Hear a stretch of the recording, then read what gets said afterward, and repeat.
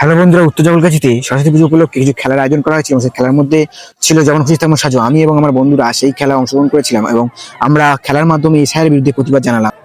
আর কিছুক্ষণের মধ্যে আমরা মাঠে প্রবেশ করব। এই মুহূর্তে আমরা মাঠের মধ্যে প্রবেশ করলাম এবং আমাদের সঙ্গে মাননীয় মুখ্যমন্ত্রী স্বয়ং হাঁটছেন।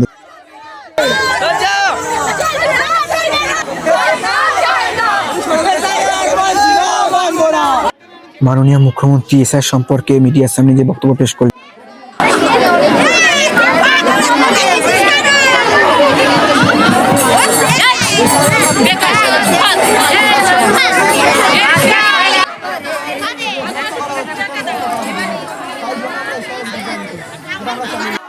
তারপর আমরা শুনি আমরা প্রথম স্থান অধিকার করেছি এবং আমাদের এই সাফল্যের পিছনে একজনের অবদান অনস্বীকার্য, যিনি হলেন আমাদের শিক্ষক মাননীয় সুদীপ চ্যাটার্জি মহাশয়। উনি না থাকলে হয়তো আমরা এই সাফল্য অর্জন করতে পারতাম না। তাই আমরা তার কাছে চিরকৃতজ্ঞ।